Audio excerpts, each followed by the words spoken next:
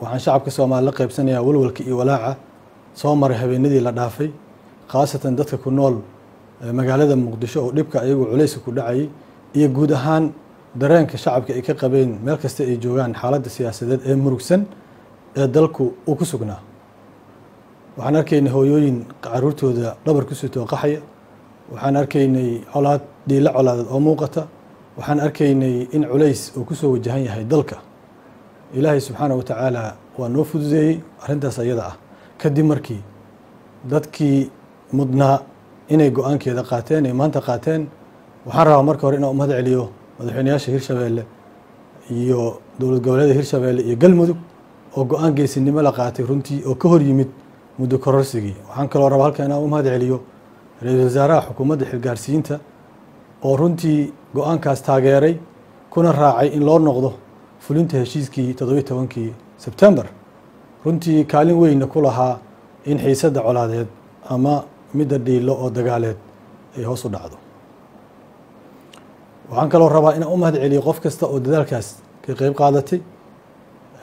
oo isku dayday inay dhiiladaas colaadda yarayso oo ay joojiso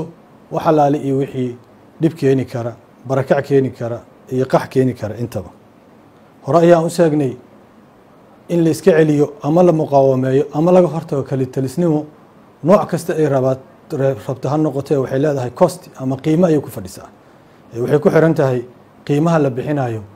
hadda ayuu yar yahay hadhow ayuu weyn yahay waan ognahay shacabka Soomaaliyeed guud ahaan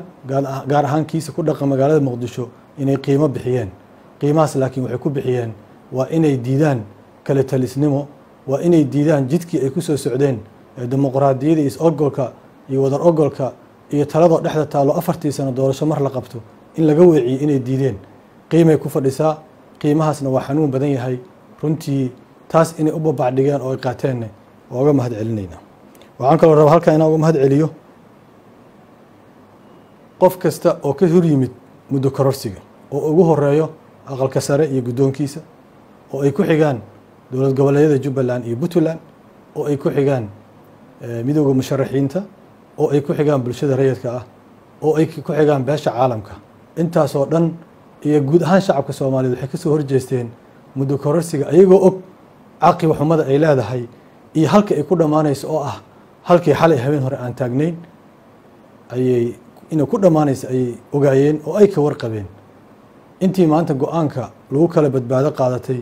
oo hore saan u sheegay madaxweynayaasha Hirshabeele iyo Galmudug ra'iisul wasaarahana oo dhowr jana ugu baaqnay inay go'aankaas ku badbaadi karaan dalka inay maanta qaateen aad iyo aad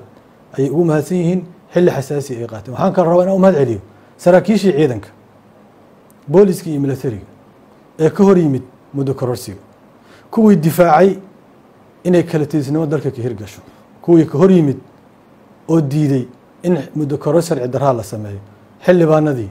baarlamaanka dhexdiisa ka diiday dibadiisa looga celiyo dhammaantood waxay ku mahadsan yihiin oo ay qayb ka yihiin halgankaas lagu diidanaa in wadadii siyaasadeed ee Soomaali ku socotay ee is-ogolka tala guddoonka iyo doorasho 4 sano mar dhacda oo asaas u ah xasiloonida iyo geed socodka dhismaha dowladnimada iyo nabadda Soomaaliya dadkii difaacay aad iyo aad u mahad celinaya waxaan ku raacsanahay ra'iisul wasaaraha inay ciidamadu ku noqdaan xeryahooda kuwii difaacay ka soo horjeeday kala muddo kororsiga ka soo horjeeday iyo kuwii muddo kororsiga difaacayaba oo is hor fadhiyo kulligood ka wada tirsanaa ciidamada xooga